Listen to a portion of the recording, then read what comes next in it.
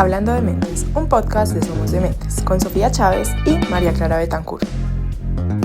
Hoy con Leonardo Hernández hablando sobre ser un padre de TEA. Hola, ¿cómo están? Yo soy Sofi y yo soy María y esto es Hablando de Mentes, un podcast de Somos de Mentes. Bueno, hola, ¿cómo están? Bienvenidos a este nuevo episodio. Estamos en el episodio número 21 ya, el sexto de esta segunda temporada. Y pues ustedes ya saben, ya nos han escuchado este último mes donde hemos estado hablando mucho sobre este tema porque es el mes de conmemoración del autismo. Entonces quisimos robarnos este pedacito de mayo para también seguir hablando de este tema que creemos que es muy importante porque saben que pues es de uno de nuestros temas principales. Hoy vamos a hablar sobre qué específicamente. Bueno, hoy vamos a hablar sobre ser un padre TEA, un padre de una persona autista o con autismo, dependiendo de cómo se quieran llamar, que para nosotros pues, es una figura completamente relevante porque ya hemos hablado desde la posición de los profesionales, cómo acompaña, de una persona autista que habló en primera persona también de, dos profesionales, entonces de ahora ver como otra persona que está involucrada en este núcleo que es tan importante que además es la familia. Exactamente. Entonces, bueno, me parece muy importante como terminar este tema del autismo con este factor familia que es súper importante y por eso hoy traímos a Leonardo, nuestro invitado. Hola Leonardo, ¿cómo estás? Hola, ¿cómo están? Sofía, María Clara, muchas gracias por la invitación. Muchas gracias a ti por aceptarla. Bueno, cuéntanos un poquito quién eres tú, por qué estás acá. Bueno, ya lo dijiste, mi nombre es Leonardo Hernández, yo soy padre de Sara, ¿sí? Soy de Salamina Caldas, soy ingeniero electricista de profesión. Ya con Sara hemos vivido un proceso alrededor de 11 años después del diagnóstico y eso ha permitido pues, aprender un montón de cosas, vivir, experimentar varias situaciones alrededor de la condición. Bueno, nos parece, como dijimos, muy importante pues como introducir como por qué estás tú aquí, pero primero queremos hacer una actividad que es como tipo rompehielos para todos nuestros invitados. Entonces queremos que nos cuentes cuál es tu top de persona en el mundo, o sea, tu persona favorita en el mundo, tu lugar favorito en el mundo y tu cosa favorita para hacer o hobby. Mi persona favorita en el mundo actual o bueno, en toda la... Como tú quieras, la persona que para ti sea la persona favorita en el mundo. No, pues yo creo que Jesucristo, yo creo que me inspiro mucho en el liderazgo desde esa figura histórica, obviamente. El lugar, sí, el lugar favorito en el mundo, pues eso depende de cómo lo mire uno también, ¿cierto? Porque digamos que el lugar es un lugar que yo valoro y atesoro mucho. Ya si uno se va a qué querría conocer, a mí me seduce mucho Puerto Rico. Puerto Rico, la que llaman la isla del encanto, creo que es un sitio muy, creo que no, al momento no lo conozco, pero me encantaría como conocerlo. Y la cosa... La actividad. La actividad. Pienso que en este momento que he reacomodado como hábitos y prioridades la actividad física y la lectura. Okay. Creo que ambas. Súper, excelente. Sí. Bueno, esto también como para que las personas que nos estén escuchando pues te conozcan a ti también como persona, más allá del tema que vamos a hablar, sino como un poquito así a modo general sobre quién es Leonardo, ¿cierto? Tú ahorita nos hablabas sobre Sara, que hace 11 años recibieron el diagnóstico, entonces yo creo que esa es una muy bonita manera de cómo empezar, ¿cierto? Pues primero que nos cuentes sobre Sara y segundo que nos cuentes sobre cómo fue ese proceso de diagnóstico específicamente. Bueno, la historia con toda esta condición no se remonta al autismo en sí.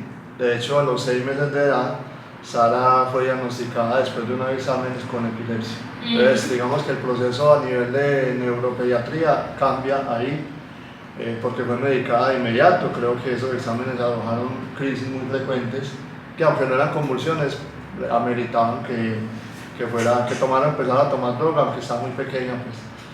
Ese proceso siguió más de 2 años, casi 2 años y medio. Ella tomó dos medicamentos para el tema de la epilepsia y en ese transcurso, por recomendación del neurólogo, y nos envían a escolarizarla, nos dicen a año y medio que la ingresemos a un jardín. Okay. Entonces nosotros la ingresamos a un jardín temprano, regular, sí.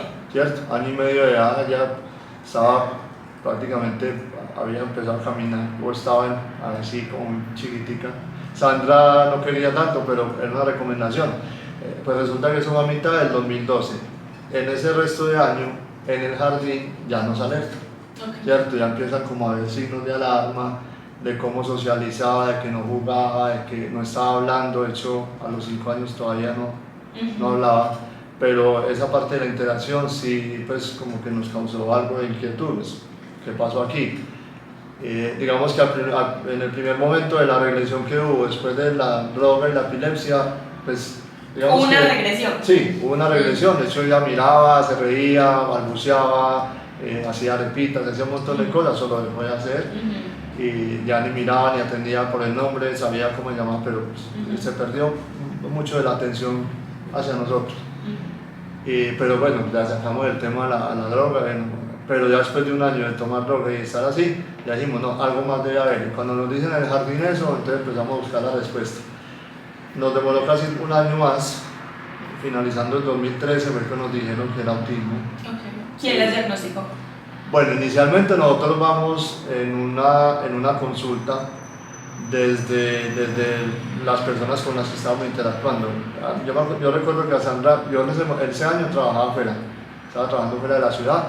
A Sandra le recomiendan un neurólogo, ella va, pues particularmente, lo visita, el neurólogo dice, veo rasgos, veo signos, vamos con un neuropsicólogo infantil de mi confianza, vamos donde él. En esas sesiones sí yo estuve porque ya estaba aquí en Medellín, fueron como 2. Y él definitivamente nos dice, no, sí es autismo leve. De hecho, el 2013 fue que cambió a ser espectro. Ese fue el DSM-5. El DSM-5 entró en 2013 y nos dice, no, sí está en el espectro del autismo. De nivel 3, no hablaba, no socializaba, o sea, un montón de cosas y necesitaba mucho apoyo. Entonces nos dice, está en el nivel 3 de autismo, ¿y eso qué es?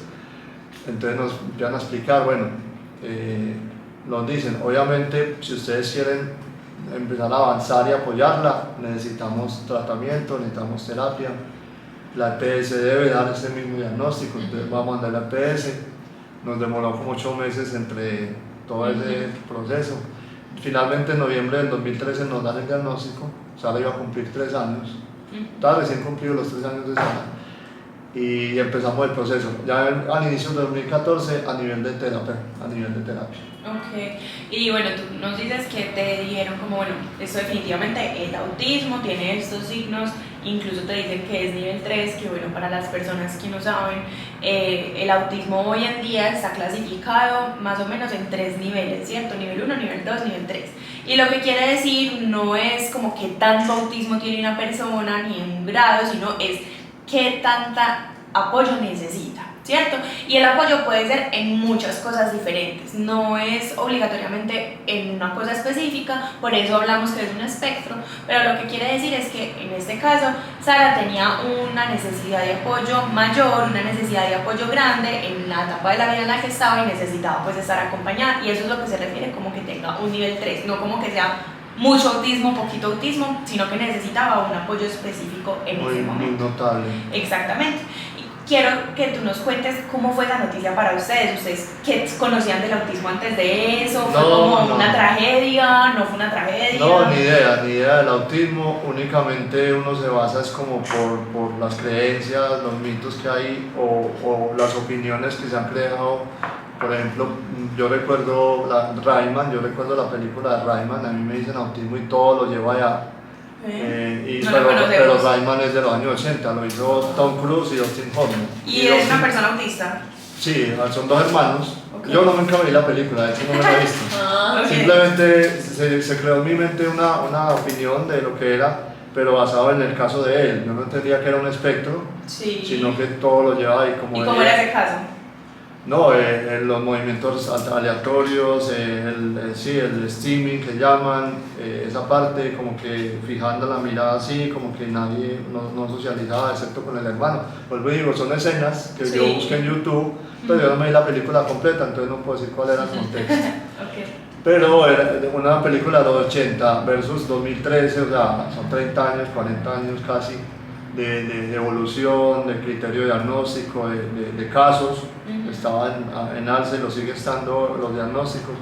Entonces nos dicen autismo y bueno, pues pucha, entonces claro, Sara no estaba hablando, ya iba a cumplir 3 años, Sara no estaba socializando bien, entonces inmediatamente, aunque esté muy niña, uno ya piensa, bueno, ¿y el futuro? Claro. Entonces inmediatamente la ansiedad digamos que es frecuente, es común que el padre de familia inmediatamente piense qué va a pasar más ¿Fue adelante. algo como triste para ustedes, como, tiene autismo? ¿Cómo fue? Fue un alivio en el sentido, yo bueno, ahorita hablamos del tema de cómo yo genero contenido. Yo una vez ideé algo que llamé incertidumbre contra certeza. Sí. Entonces, la certeza es, ya hay un una nombre respuesta, por lo ¿cierto? menos. Ahora, la incertidumbre es, yo no tengo ni idea qué hay que hacer con esto, pero como estábamos haciendo durante 8 meses orientados, ya nos estaban acercando a la noticia. Entonces, digamos que no fue un baldado de agua fría así súbito, sino que ya nos venían diciendo rasgo. Nos dicen autismo y bueno, entonces, ¿a dónde hay que ir? O sea, digamos que ahí parte ya la forma en que lo abordamos tanto Sandra como yo, en el sentido de si requiere apoyo, los dos debemos aprender cómo dárselo. Estuvieron más como dispuestos a eso desde el Ambos estuvimos dispuestos, de hecho hicimos cambios en nuestras vidas para eso, para garantizar que Sara pues, se le pudiera dar ese apoyo que requería. Llegamos a una fundación remitida por ese mismo profesional que nos dio el diagnóstico, que fue la decisión más acertada, pues caímos de pie, pues, Sí. porque ahí sí nos formaron y nos abrieron más los ojos, decir, esto es, y eso es lo que se requiere de ustedes. Yo creo que algo que me llama mucho la atención de eso que dices es cuando nombras eso de la incertidumbre versus la certeza. Y es que nosotras en nuestras investigaciones, en nuestro trabajo de grado, como ya les hemos contado, veíamos que a veces es más fácil como, ya sé que tengo, ya sé que no es que yo era una persona rara, extraña, no, tengo una respuesta para eso. Y en clase lo hablábamos demasiado con un profesor. Que ustedes ya escucharon. Sí, y él siempre nos decía, pues es ese alivio de saber que ya tengo, ¿cierto? Saber que tengo. Entonces, como también reconocer que no, el proceso de ustedes no terminó cuando les dieron el diagnóstico, sino que apenas estaba empezando. Y es como desde 2013 hasta 2025, pues todo lo que ha pasado es gracias a que les dieron ese diagnóstico y a que ustedes le pudieron dar un nombre y tener una respuesta para esas preguntas de por qué no habla, porque debe ser muy preocupante. Es que yo me imagino como un padre, mi hijo no habla. Claro, incluso digamos hablando de las causas, en algún momento ustedes pensaron, eso es uno de los mitos pues que piensan que tiene que ver con la crianza o que tiene que ver como con culpa de uno, en algún momento sintieron culpa o estuvieron bien formados digamos en cuanto a ese mito. No, nosotros empezamos a enfocarnos mucho como que en el hacer, entonces no, digamos que pasó algo muy anecdótico, es que yo no era lector, pero a mí, en tanta investigación, porque uno siempre sabe internet, ¿no? Uno sabe internet y dicen, pero filtre bien, tenga criterio para lo que hay en internet, porque no todo sirve.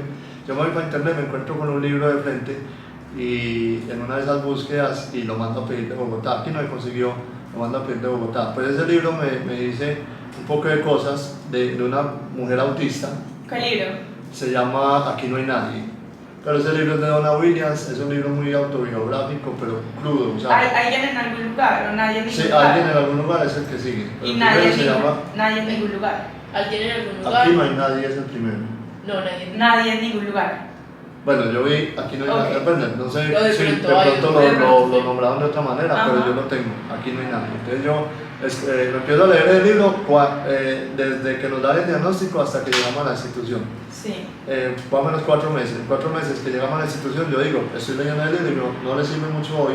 De hecho, si usted no lo asimila bien, se va a poner más ansioso porque se va a empelicular de pronto con lo que probablemente le va a suceder a Sara, pero es que los casos son muy diferentes, el contexto es muy diferente. Entonces, nos empezaron a decir, desde los primeros acercamientos, capacitaciones y todo, nos dijeron, esto es multicausal, esto no es lo que se creía antes, que había un montón de mitos, de los vínculos emocionales, bueno, todo ese asunto.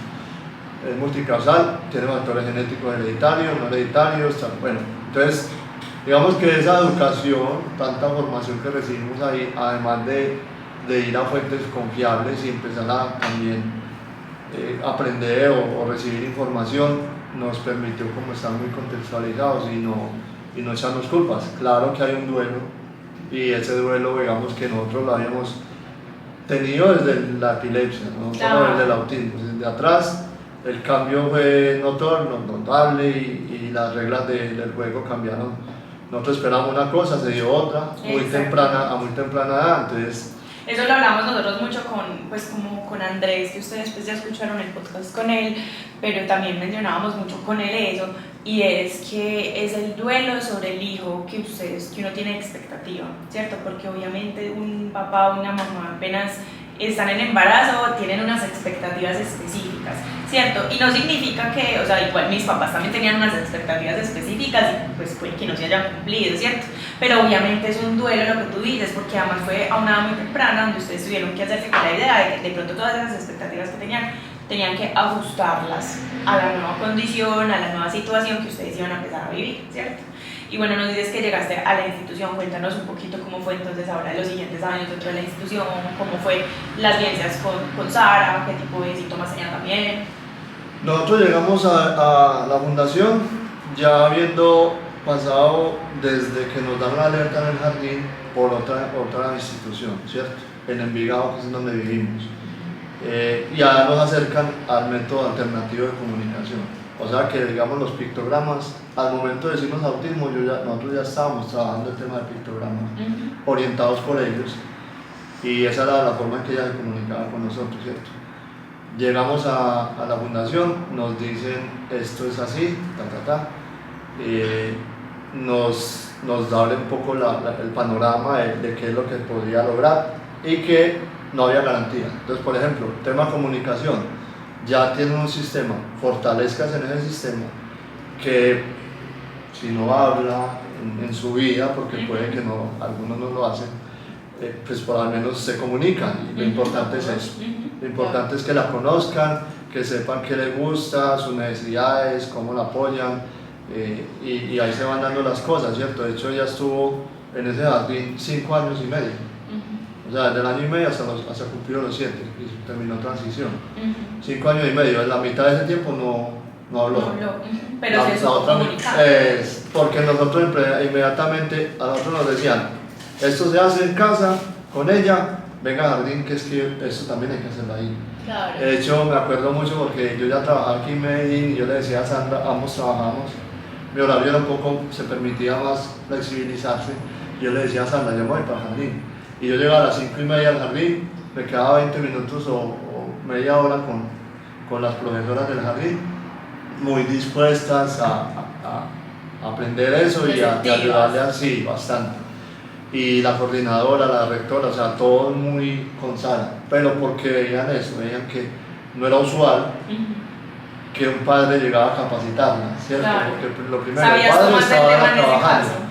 No, Sandra sabía mucho más que yo, pero... Más que las profesoras, pues. Ah, sí, obvio, sí, porque ellos tenían varios diagnósticos en ese jardín y el autismo para ellos era de mucho aprendizaje, porque sabemos, pues, y si no lo saben, tiene variables, muchas aristas que llaman, entonces es complejo, a veces se puede tornar muy complejo. Y yo las capacito, pero el que más estaba aprendiendo era yo, cada vez más, pero me gustó el asunto, ya luego eso me sirvió para otra etapa.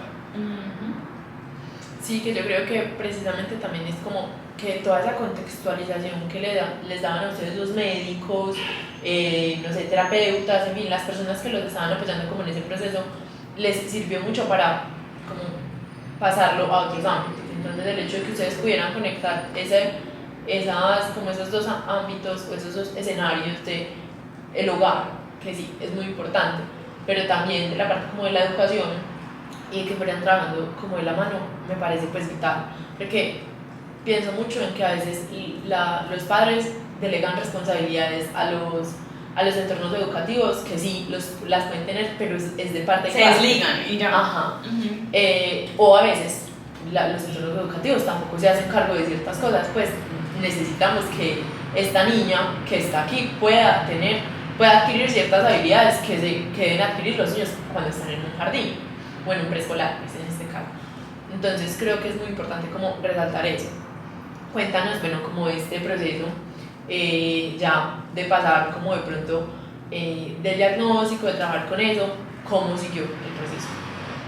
Bueno, digamos que ahí, tomando lo que acabas de decir, aquí es importante entender algo y pasamos a abril ya, ¿cierto? Es un mes de concienciación, entonces esa palabra es vital. La conciencia se debe trabajar en todos los ámbitos porque debe ser un engranaje, o sea, debe haber un trabajo en equipo y nosotros lo percibimos así, porque era, por decir nombres, ¿cierto? Sí, claro, lo que tú Aula decías. Abierta, el Jardín Imaginartes, que ya no existe, pero que tuvo una gran historia para nosotros, Fundación Integral y el Hogar. Okay. O sea, eso abarca lo integral, porque abarca sector salud, pues con terapias, sector educación, con el jardín, sector apoyo más especializado, porque en la aula abierta la fonoaudiología, y hogar, o sea, pero en el hogar cae el mayor peso porque en el hogar es donde hay ambiente natural y se pasa la mayor parte del tiempo. Entonces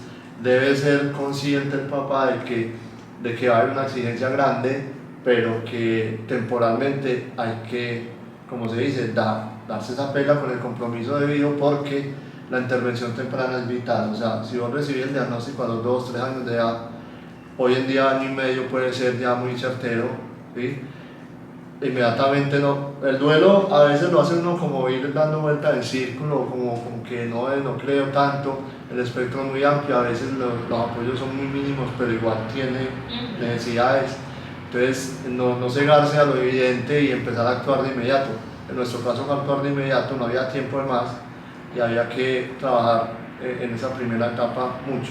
Entonces le dimos fuerte al asunto desde lo que aprendí yo, porque cuando estaba conmigo tenía que manejar un criterio unificado de cómo manejar, valga la redundancia, la comunicación, como en el sistema que lo estamos haciendo, su interacción. Nos dieron a conocer la parte sensorial, que es vital también comprenderla para no juzgar tanto y entenderla mejor a ella, y el tema conductual, el tema de comportamiento, que lo sensorial implica también, influye mucho en eso. Entonces, claro, entendiendo bien a Sara en el contexto de cómo se manifiesta el espectro en ella, empezamos a trabajar muy de la mano, y ese es el llamado para todos, que nosotros nos toca batallar mucho eso, con tutela, con decretos para el tema de inclusión educativa, pero se puede ir de frente con la ley en la mano, pero más se debe trabajar desde generar esa conciencia en cada rol. Puede prestar un apoyo y debe brindar un apoyo, porque de lo que se trata es que hay un ser humano, no la condición de frente o de entrada, sino un ser humano que tiene unas particularidades, pero que todos podemos darle el apoyo respectivo para que vayamos desarrollando a alguien, porque nos puede dar una sorpresa. O sea, realmente nosotros somos mucho de decir o de condenar. Hay autismo y ya nos imposibilita un montón de panoramas, y uno dice no va a poder lograr esto, aquello. Nadie ha dicho la última palabra. Eso es incertidumbre.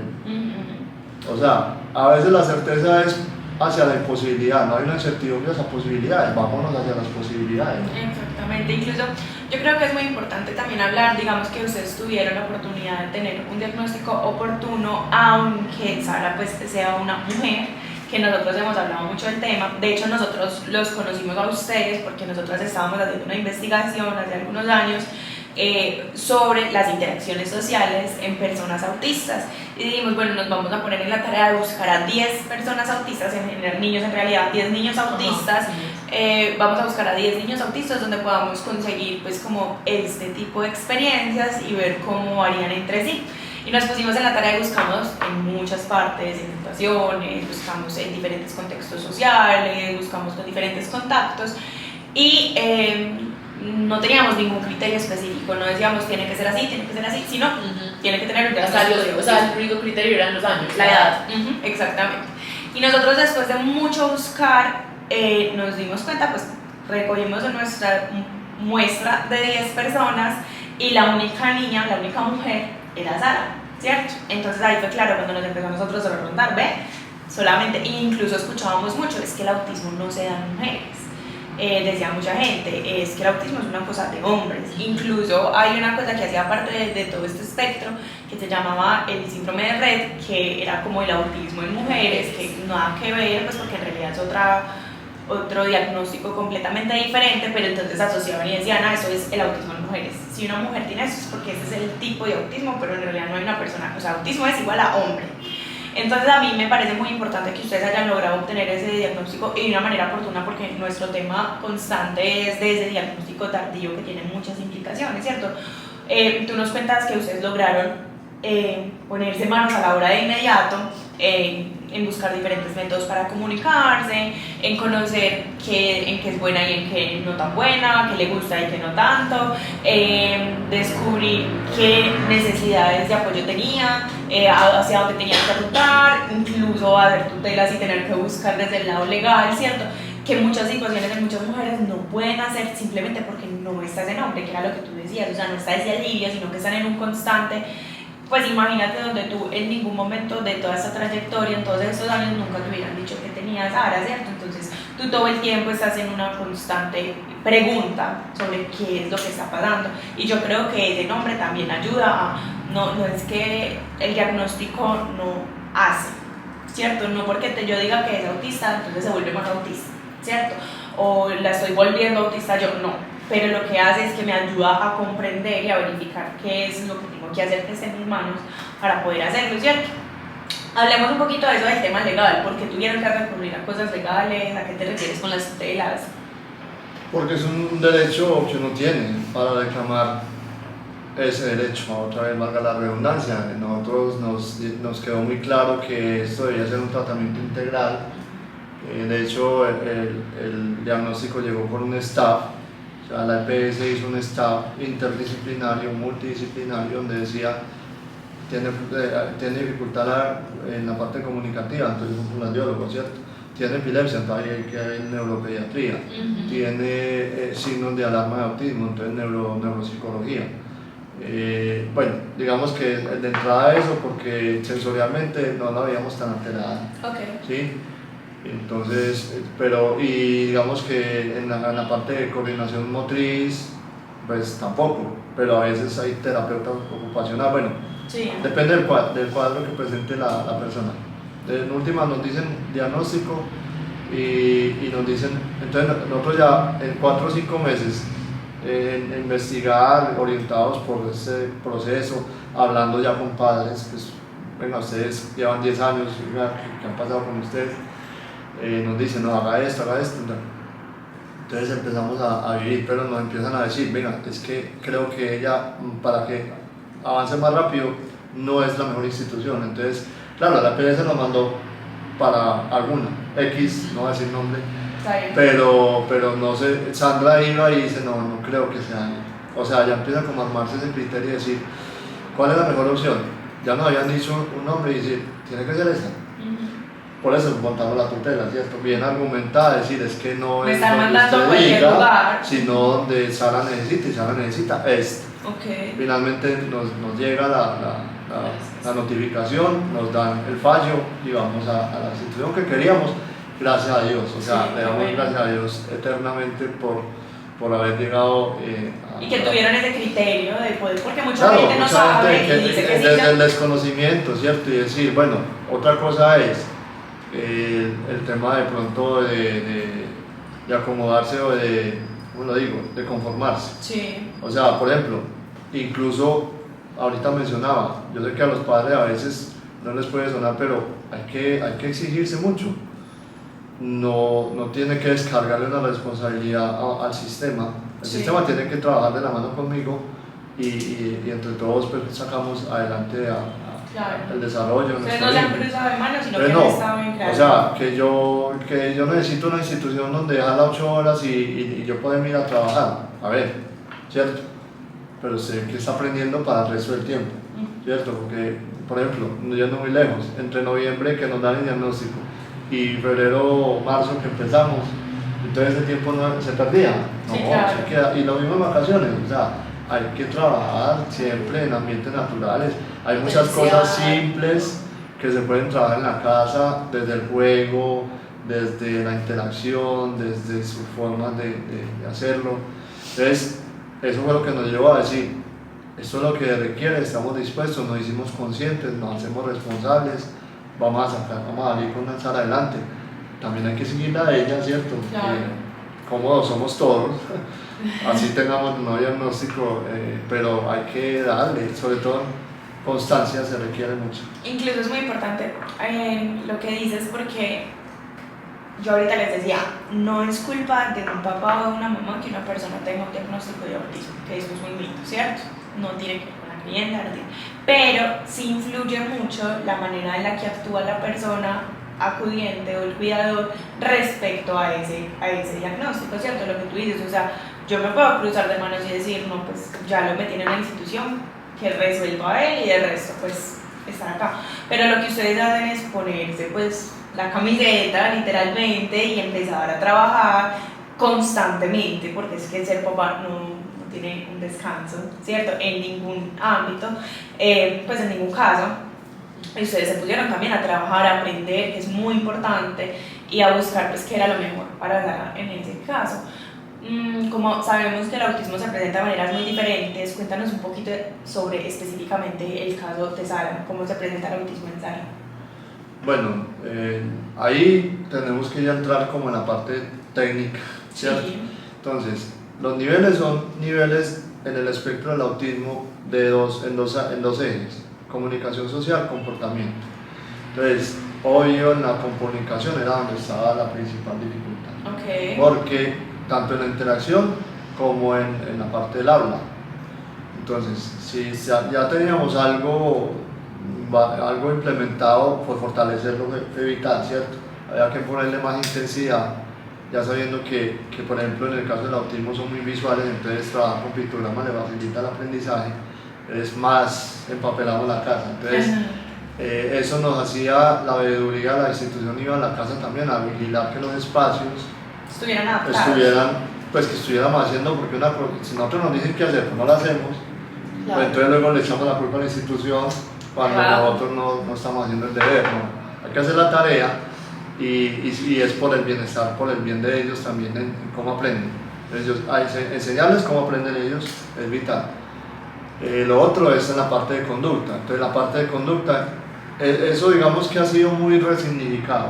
Ajá. Porque al principio nos decían intereses restringidos, inflexibilidad conductual, tema sensorial, alteración hiper o hiposensible. Entonces detecte, pero a veces no es permanente. Ajá. Entonces observe todo eso, conozca bien a su hijo y dése cuenta de que primero no compare, porque cada uno es muy diferente. Entonces, ¿cómo me manifestaba por ejemplo en Sara?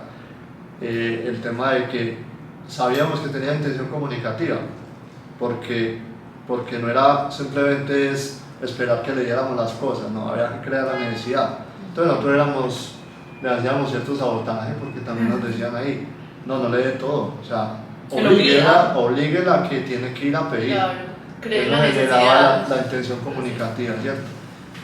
Y eso llevó a que después de los 5 años empezara ya a pedir así, agua, la monosílabo o una palabra, luego ya ir articulando una frase.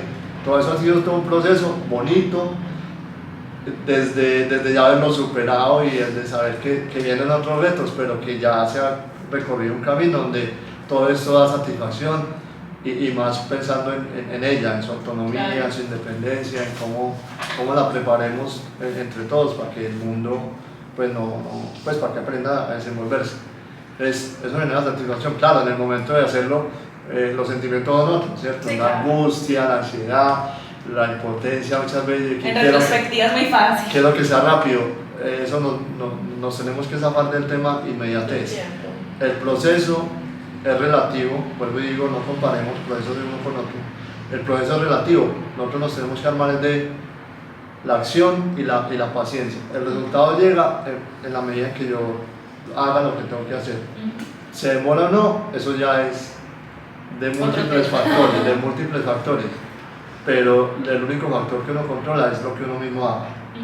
Entonces, como eso fue nuestro enfoque siempre, pues aunque no haya garantía, uno siempre esperanzado en que... Entonces nosotros nos decía, puede que nunca hable, pero bueno, ya está comunicando. Entonces nos demoró tiempo más a Sandra que a mí, el papá y la mamá, digamos que los sentimientos, las emociones son diferentes, son más marcados, yo más racional, ella más emocional. Entonces ella sí a veces le da como mucha ansiedad el asunto, y la familia también decía, ¿cómo así? Nunca va a hablar. Entonces eso como que también le iba martillando a uno, decir, ¿cómo le explico que es posible que no?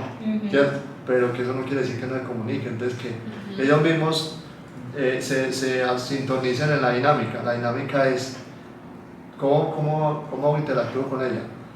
No es a mi manera, es a la de ella.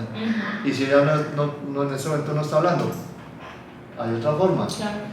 También con el jardín le hacíamos el trabajo en la familia que más estaba con ella, los que estaban aquí en la ciudad.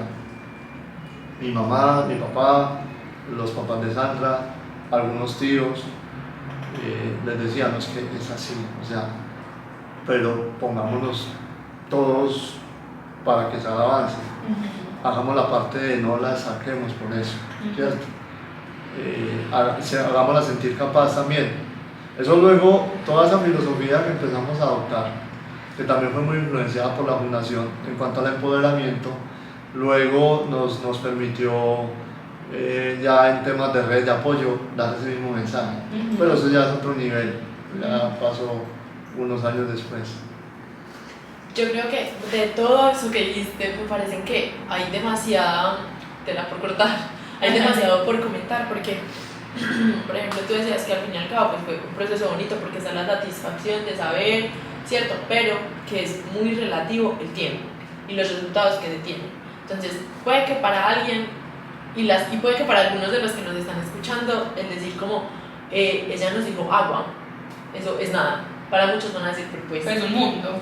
pero yo me imagino el momento y decir, pues dijo algo, o sea, me pudo comunicar con palabras, porque sí, antes podía señalarlo, había otras formas, pero ahora su forma es también una forma que yo conozco, entonces es más fácil como esa relación, ¿cierto?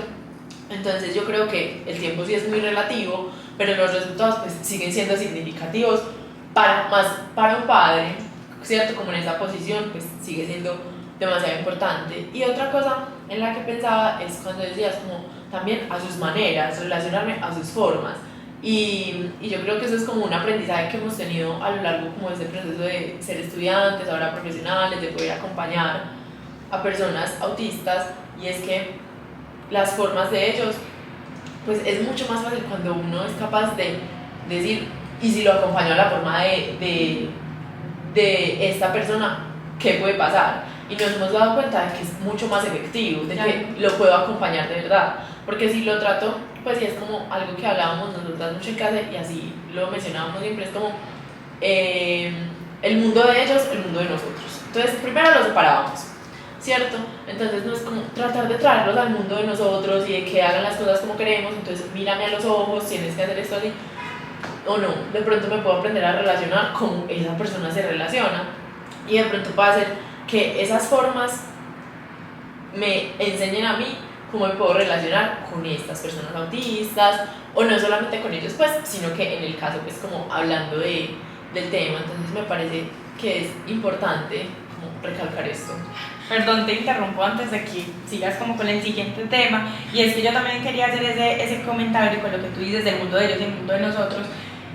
La mayoría de personas autistas todavía tienen que vivir en un mundo que no está diseñado para ellos, ¿cierto? Y tienen que vivir en el mundo de nosotros. El 99% de las veces tienen que estar ahí en el mundo de los otros. Entonces qué bonito que nosotros podamos dar ese paso de estar en el mundo de ellos, entre comillas, y acomodar, nosotros adaptar. Ellos se tienen que adaptar a demasiadas cosas en la vida real, todo el tiempo están en una constante adaptación.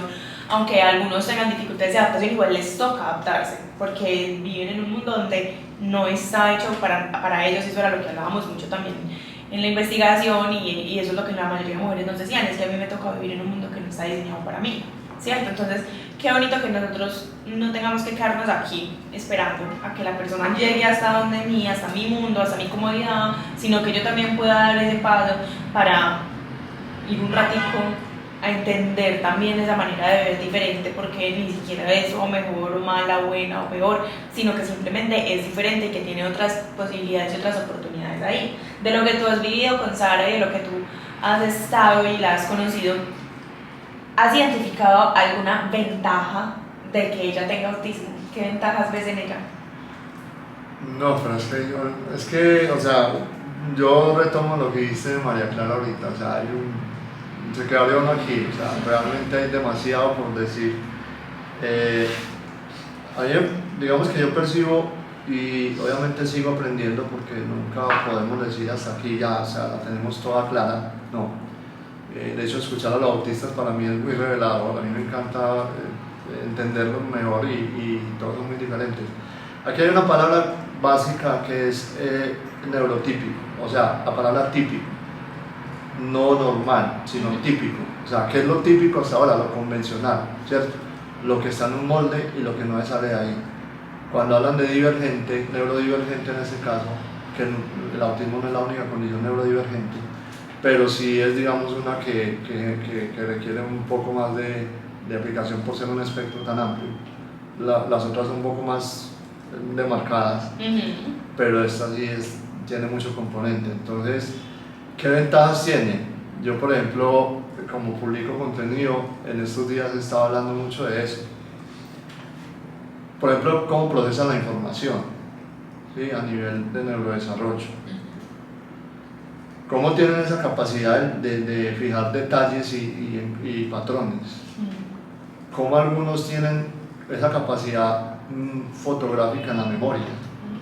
Algunos, sí, luego no digo, todos, espectro no sí, todos, claro. no vamos a decir todos son autistas, todos son brillantes, son genios por esto, no, pero en algunos sí se puede dar eso. Pero me En el encanta caso de que Sara, digas eso. en el caso de Sara, uno dice, digamos que en la parte de temperamento, en la parte, ella es muy tranquila y es un polo a tierra para nosotros, que nosotros a veces somos los que nos sulfuramos por unas trivialidades. Sí, claro. Entonces, ella, inclusive en algún momento en el canal, lo mencioné. Nosotros estamos en una mesa, Sandra y yo discutiendo algo, se va subiendo el calor, ¿cierto? El tono de la voz. Y nos pasó algo que es a veces frecuente, es decir, menospreciamos la capacidad de entendimiento de él. Y ella estaba ahí al lado. Y como ya estaba hablando, nos decía, alto los dos. Nos desarmó, o sea, nos desarmó y a partir de ahí a veces suelta esas perlitas, una dice, tranquilo, no te estreses mamá, no te estreses papá, no, todo va a estar bien, y uno dice, y entonces ya es cuestión de percepción, entonces ellos perciben algo, entonces uno percibe otra cosa y uno dice, pero, o sea, ¿qué es la percepción normal, correcta o incorrecta? No, la percepción es propia y la percepción de ellos no está equivocada por el hecho de que ven otra cosa, ven otra. No, entonces muchas veces dicen, me enseña cómo manejar eso que en últimas nos han dicho mucho, pero hay cosas que usted no controla, suelte. Nosotros somos que no, que queremos controlarlo todo. Ellos, no, por ejemplo, Sara nos enseña mucho eso. No, y a mí me encanta lo que tú dices porque precisamente hablando con todas estas mujeres les hacíamos esta pregunta, ¿cuál es la ventaja? Y dijeron exactamente lo mismo, la atención al detalle, la manera de procesar. Y son cosas que a veces subestimamos y creemos, y a mí me parece muy teso eso porque a veces estamos con una persona autista y creemos que no están escuchando, que no están prestando atención, subestimamos eso. Entonces tú estás acá, tú eres autista, María y yo empezamos a hablar y decimos, no, es que mira cómo ahorita hizo, pensando que no está prestando atención, que no está entendiendo, que no le va a importar, pero es que nos olvidamos que es que aquí hay una persona que entiende, que procesa incluso muchas veces hasta más, que tiene más atención al detalle y que muchas veces, y eso también es irrespeto, ¿cierto? O sea, es una manera también de minimizar al otro que tampoco es justa. Entonces me parece muy valioso que también mencionaras eso. No, uno puede llegar, y antes de que retome ahí, uno puede llegar a ser, y esta palabra es fuerte, pero lo hemos llegado a utilizar, uno puede ser muy invasivo. Sí. Pero digamos que siempre la intención es avanzar, siempre la intención es la mejor al dar el apoyo, pero si uno tiene, por eso es muy importante aprender mucho, conocer, observar, ser parte de una red de apoyo, una comunidad que lo ilustre a uno en situaciones, para uno no llegar a exigirles algo que definitivamente a ellos los va a sacar, porque es lo mismo, lo hemos dicho siempre en espacios, hay un ser humano detrás, o sea, a vos te gustaría sentirte incómodo por algo, no, entonces ¿por qué haces que alguien más se sienta incómodo? No entiende que lo incomoda y que no es capricho de él, sino que es su forma de ver las cosas, entonces Claro. puede ser un invasivo a veces. Sí, de eso que Sofía decía, me parece importante cuando decía como subestimamos a veces. Y es que siempre creo yo que es como ese miedo, pues como que ay, van a diagnosticarle autismo. Pues esta semana alguien me decía como, es que le están buscando autismo a esta persona. Y como preocupado. Y yo pensaba, pues no sabemos cómo esa persona se siente respecto a eso. Entonces también como que vemos siempre ese lado negativo de, ay no, es que es autista, ay no, es que te puede pasar. Como con miedo, con pincitas. Ajá, y a eso iba ya con un tema que también tratamos con Natalia cuando yo les conté como la experiencia de, ay, me van a dejar sola con ellos. ¿Qué va a hacer? Y Sin alianzas. ajá, no, no, de cuando se bajó del metro, Ajá, claro. ese segundo yo dije, pues no, o sea, ¿cómo me van a hacer ¿Qué va a esto en hacer? este segundo? Y ellos estaban súper tranquilos. Que uno se hace un gusto. Ajá, eso como que a veces es uno mismo el que tiene esos prejuicios, esos miedos, esos sustos, y es más importante observar a la persona. Y hice esta anotación de cómo observar bien a la persona para saber cómo no ser invasivos con esa persona, cómo poder acompañar a esa persona y estar para esa persona como esa persona necesite. Y algo que dijo Leonardo que también me pareció muy importante fue cuando dijiste como se trata de la percepción propia. Y voy a robarme un ejemplo que Sofía siempre da, que es un ejemplo del número, ¿cierto? El número, la letra, porque ya descubrimos que pueden ser muchas cosas. Horrible. Y es como si ponemos, muy bien que lo va a hacer, yo lo iba a hacer, pero bueno. Y es si mostramos esto para ustedes, ¿qué puede ser? ¿Cierto? Y para nosotros, ¿qué puede ser? Se quedó ahí. Entonces, puede ser perfectamente un 6, un 9, una G, en fin, ¿cierto? También nos dijeron algo cuando estaba así acostado, pero no me acuerdo qué era, pues una ola. Una ola, ajá, una ola. Entonces es eso, como esa percepción de las cosas, pues es distinto en todo, es distinta a todos, precisamente porque tenemos una perspectiva diferente. Ninguno va a mirar desde el mismo Y no lugar. cambia, o sea, esto no ha cambiado, sigue Ajá. siendo lo mismo. Claro, entonces como yo no estoy desde el mismo lugar, pues mi percepción de las cosas cambia. Y es eso, como aprender también a ver la perspectiva de las otras personas, y lo que siempre yo les digo es poderme enriquecer de eso, si me puedo enriquecer, si no, pues también está bien. Por ejemplo, enriquecerme. Digamos, nosotros solamente lo veíamos como un 6 o como un 9. Y nos enriquecimos de la perspectiva de otra persona que nos dijo, eso es una G. Entonces ya lo adaptamos también a eso. Y también nos enriquecimos de otra persona que vio una ola acá. Otro me dijo, creo que me dijo como un pez. Y yo, ¿un pez?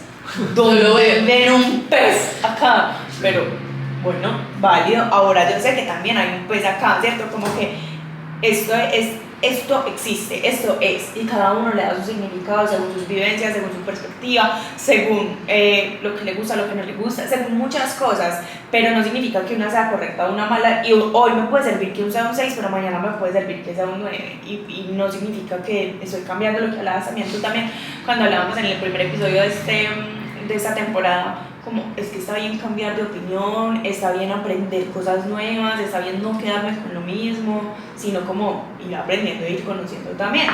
Leonardo nos habla mucho sobre su creación de contenido, sobre sus redes, entonces yo creo que nos puedes contar ahora un poquito más sobre cómo llegaste a este espacio, qué haces en ese espacio, qué función cumple. Cuando nosotros estamos ya terminando la intervención inicial temprana de Sara, a nosotros primero nos dicen, ustedes han avanzado, Sara ha mostrado pues, resultados y todo, pero los vemos muy solos. O sea, muy ustedes, muy así, ustedes necesitan red de apoyo. La red de apoyo en ese momento era con quien recibíamos terapia, que eran 5 familias, 4, dependiendo. Entonces, los otros redes de apoyo, sí, empiezan a abrirse un poco, a conocer familias que llevan más tiempo y que les pueden ayudar, y redes de apoyo, bueno, listo. Pero resulta que, digamos que simultáneamente nos dicen eso, se crea una intención de crear, de conformar una comunidad y esa comunidad después de unos meses se legalizó y se llama Corazones Azules. Cuando empieza Corazones Azules, que fue en diciembre del 2016, empezamos a ver que éramos muchos, o sea, uno pero a veces piensa equivocadamente que está solo, así. Pero no, éramos muchos, que vaina, y muchos de ellos estaban muy cerca de nosotros, pero nunca nos habíamos conocido, y pasan cosas como mi hijo hace lo mismo, entonces uno se identifica, claro, entonces le empieza a decir, esto le puede servir, entonces aplicarlo al contexto y puede ser de utilidad. Entonces nosotros empezamos a ver como el provecho, ¿cierto? Como capitalizar eso. Pero yo empecé a ver, por ejemplo, y Corazones en sus inicios nos llamaba a Sarre y a mí a que diéramos charlas. O bueno, que habláramos con los padres que hasta ese momento había. Inclusive me acuerdo mucho que una vez me invitaron a hablar de duelo, y yo, bueno, pero duelo de qué. Hasta ese momento no se me ha muerto nadie. Yo no sabía que existía un duelo, hasta ese momento. Yo no, sí, por esto, porque negación, porque ya. Y yo iba a leer al respecto, entonces yo empiezo a leer y ay, ¿cómo así? Claro, esto sí lo pudimos haber vivido, digamos que en mi caso fue más rápido que en el de Sandra, ella pudo haber demorado un poco más, a veces ella manifestaba de nuevo volver como a etapas de duelo y yo me mantenía la misma. Yo no, como ingeniero está muy enfocados como en solucionar, o sea, en estructuras mentales son diferentes, entonces eso me sirvió a mí. Entonces yo le dije a Sandra, vos sabés mucho, o sea, porque yo una vez en un acto muestran un video de ella cortico con un campo semántico que era una práctica de pictogramas y visuales que todo el mundo lo debería haber hecho y yo, ¿por qué no lo están haciendo? Pues yo le dije, Sandra, mira, ¿por qué no haces videos en YouTube así como este, cortico, minuto y medio, ¿verdad? Pero eso es muy aclarado para la gente, yo no soy de cámara, yo no soy bueno, era YouTube. Cuando eso Instagram no estaba tan fortalecido, estaba en el 2017. Entonces yo le dije, pues, como 2 meses diciéndole, hagámoslo tal, yo te ayudo, yo más o menos manejo. Entonces me dice, no, definitivamente no. Yo le digo, pues yo lo voy a hacer.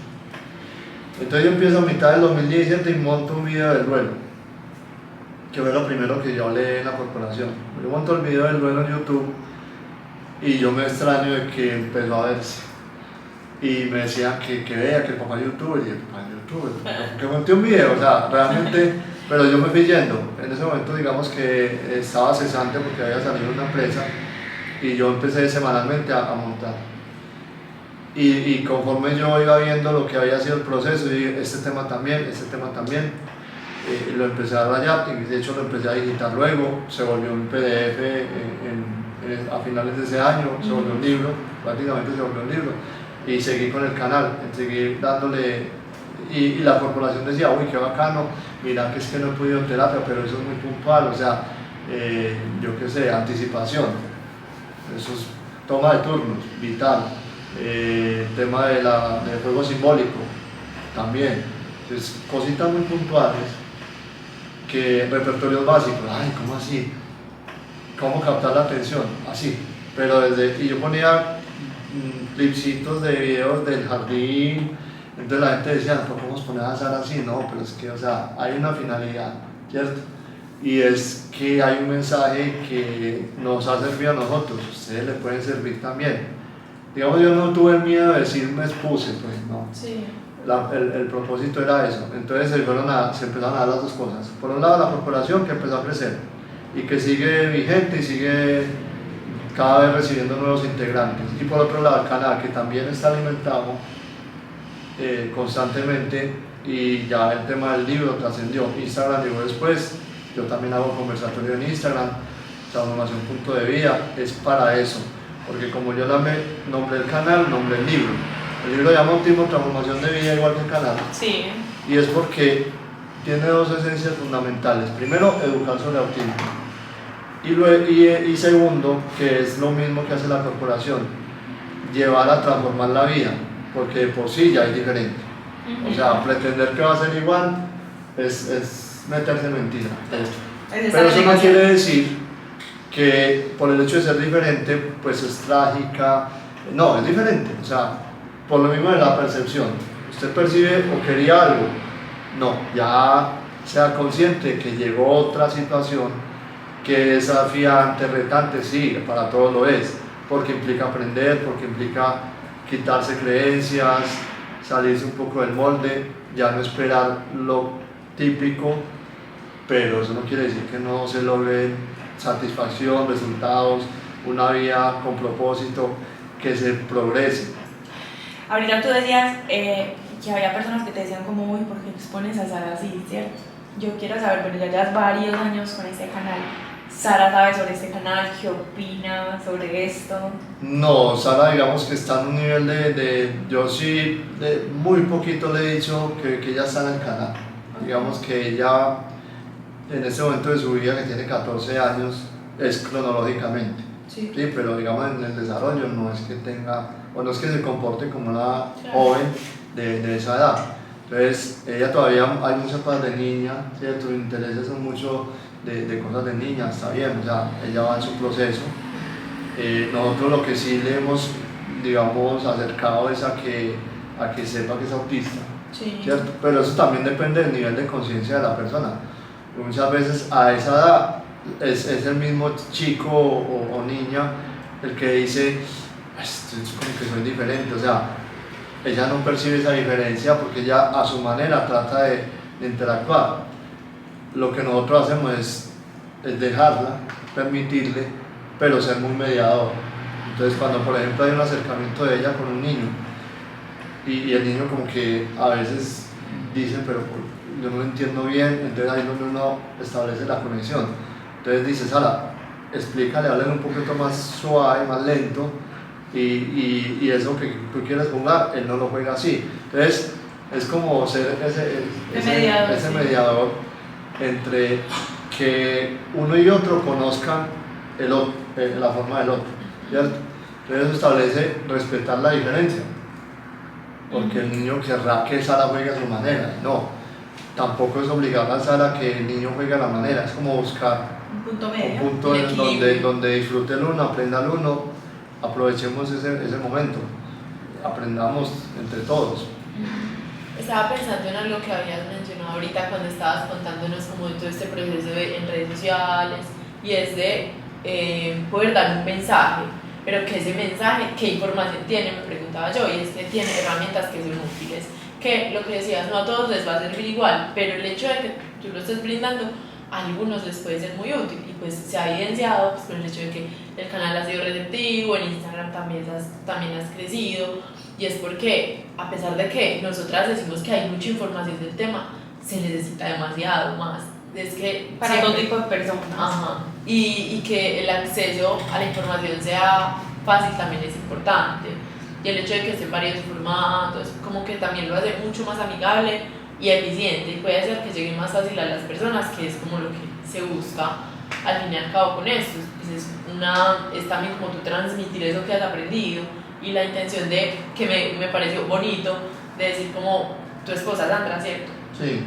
De decirle como hazlo, ella no, y tú dices, bueno, pues ella no lo hace, entonces yo, porque estos días hablábamos con alguien que nos decía, pues sí, es que las mamás somos las que más involucradas estamos, y yo sé que sí, o sea, eso yo no lo puedo negar, pero Sí. qué bueno que hay padres, papás, hombres de curas paternas que también están involucrados en el entorno, ¿cierto? Para demostrar que no solamente son las mujeres las que se preocupan por sus hijos, que no solamente, no, es la familia, y es la forma en que la familia pues enfrenta las cosas, y qué bueno tener pues una figura masculina que pueda decir como, bueno, yo fui el que también me quise interesar desde ese aspecto, No que, me quedé brazos cruzados. ajá, desde mi punto, no fue solamente como, ay, sí, mi esposa no lo quiso hacer, no, sino que también yo me empodero de eso y busco cómo hacerle llegar esto que yo sé a los otros. No, total, y claro, es una realidad, ¿cierto? Pero eso se ha venido trabajando y se ha venido mejorando. Claro. Yo creo que el hombre cada vez toma mayor conciencia de que puede participar. De hecho, lo debe hacer, o sea, es una obligación.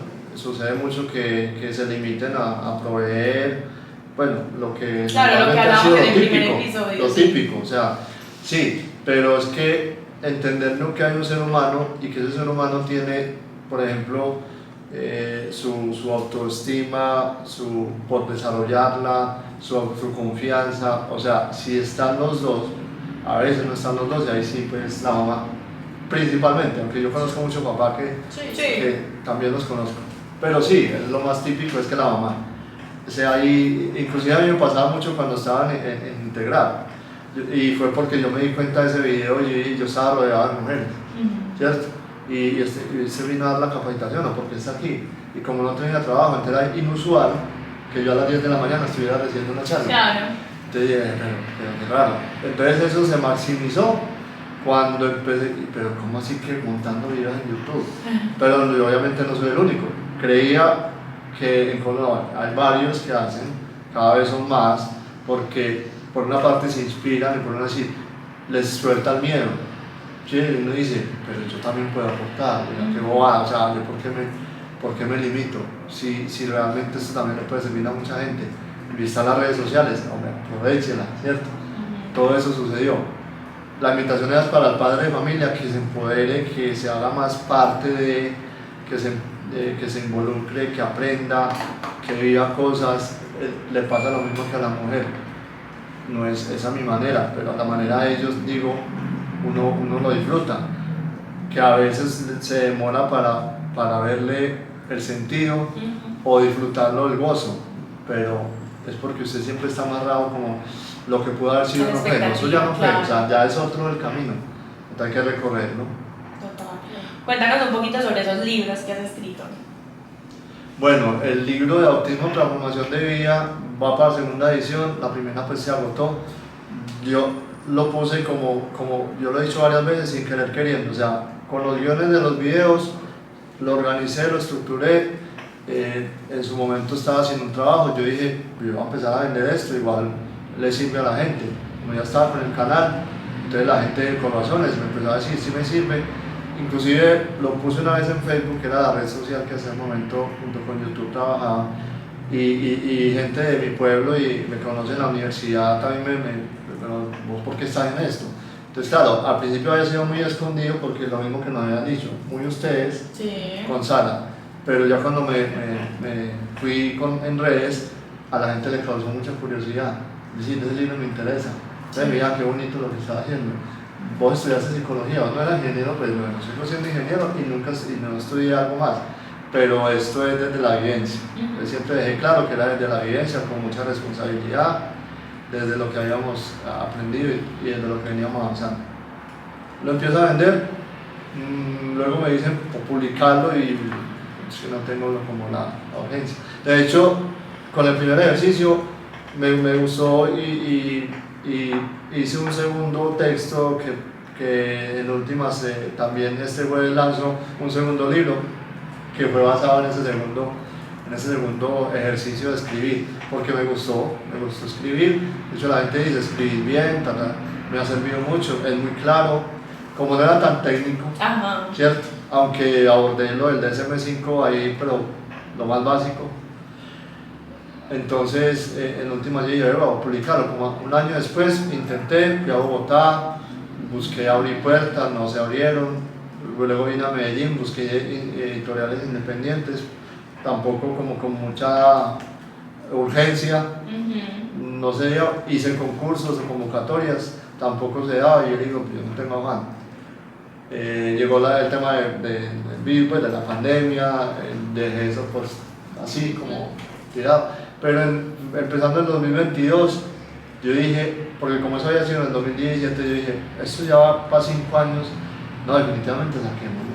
Entonces empecé como en la búsqueda de sí, dónde voy, primero me autopublicar, luego encontré una editorial, con eso estoy trabajando, lo publicamos, lo lanzamos en octubre del 2022, empieza. Inclusive yo pensaba que eso era algo muy relevante. A partir de ahí se abrió una puerta mayor, porque yo ya monto eso en Instagram y ¿cómo que hay un papá? ¿Cómo que hay un libro? Entonces me empezaron a llamar y fue bonito claro. Porque incluso fui a 8 ciudades a presentarlo. Bastante. Fui a 8 ciudades y las viajé, lo presentaba ahí, fui a la Filbo de ese año, el siguiente año, estuve en la fiesta del libro de aquí, o sea, y entonces ya me metí como en el mundo del escritor sin quererlo y dije, esto también está bacano. Entonces, por eso es que voy a lanzar el segundo.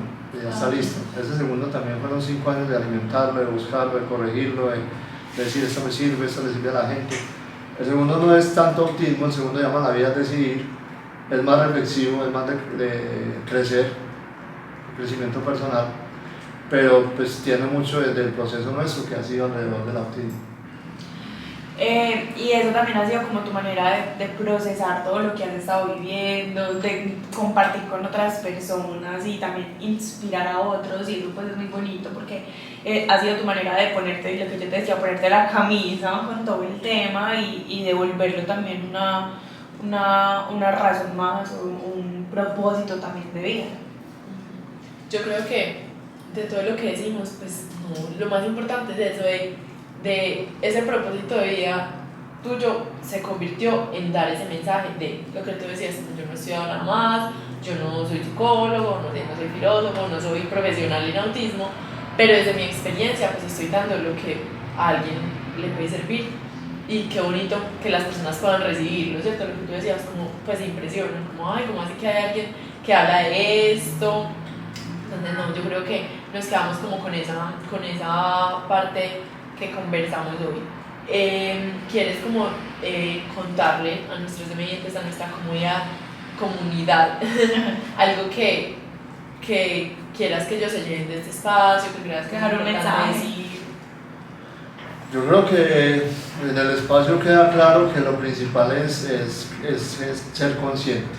O sea, lo primero es que debemos hacernos conscientes de que es una situación de vida, ¿cierto? Que es una condición diferente, que hay muchas barreras, no voy a desconocer eso, es que los caminos no son fáciles, tampoco esperen que sea, ¿cierto? O sea, eso no se va a ir como por ejemplo un tubo, no va a haber retos siempre, como cualquier cosa en la vida, esto no es ajeno a eso, pero lo importante es como crecer, armarnos de probablemente valores o principios de vida que no tengamos, pero es una bonita oportunidad para hacerlo, desde el aprendizaje, desde la apertura mental, desde entender que lo que dijimos ahorita, debemos hacernos responsables, tenemos una vida, ellos tienen una condición que también va a ser toda la vida,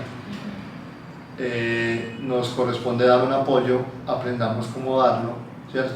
Respetémoslo a él como persona, al margen de la condición como persona, digamos, hagamos parte de ese proceso para que evolucione, y en últimas, entre todos, pues sacaremos el proceso adelante, que no va a decir que es un camino lleno de... Sí, claro. No, obvio que no, pero lo importante es el compromiso, como padres debemos, y si el padre de familia quiere ser parte del proceso, pues hágalo activamente, no se limite solamente al campo económico, sino este tema emocional, vital. Sí, no, muchísimas gracias de verdad por haberte abierto a contarnos tu experiencia, en general, no solamente aquí en este espacio, sino en tus espacios, porque sí han sido muy enriquecedores, nosotras te seguimos, conocemos pues también tu contenido, y es bonito también aprender de las experiencias de otros. A nosotras nos gusta mucho pues la primera persona, ¿cierto? Poder conocer las experiencias de otras personas, entonces no, de verdad muchas gracias. Antes como de terminar queríamos saber si de pronto hay algún tema que a ti te gustaría que nosotros habláramos en este podcast, que tú dijeras como sería bacano que ustedes hablaran sobre esto o que esta persona estuviera invitada para hablar de esto. ¿De pronto tienes algún tema como de sugerencia? No, temas hay muchos, pero yo digo que, y lo he venido trabajando, la parte de la inteligencia emocional. Súper importante. Eso es muy importante porque, por ejemplo, en condiciones de neurodivergencia, igual debe existir ese componente. Claro. Para las decisiones, para la interacción, o sea, manejar la inteligencia emocional es fundamental. Nosotros nadie nos enseñó a eso. De hecho, es un concepto relativamente nuevo desde lo que es, por ejemplo, con el desarrollo de Internet, pues supimos de esto. A mí me hablaron de inteligencia emocional en 2018, o sea, ya tenía más de 30 y algo de años. Sí, claro. O sea, ¿cómo no me han dicho esto? Porque me pudo haber ahorrado muchas problemas cosas en la vida. O sea, creo que inteligencia emocional se da para mucho, pero es un tema vital. Perfecto, lo vamos a tener súper en cuenta. Muchas gracias. Bueno, entonces muchas gracias también a ustedes por habernos escuchado, por estar dispuestos siempre a seguir aprendiendo sobre este tema que saben que para nosotros es muy importante. Creo que eso es una manera muy bonita de cerrar como con broche de oro este mes de concientización del autismo y bueno, este pedacito de mayo que nos robamos precisamente para seguir hablando del tema. Muchas gracias por escucharnos y recuerden que esto fue Hablando de mentes. un podcast de Somos Dementes. ¡Chao! Muchas gracias, chao.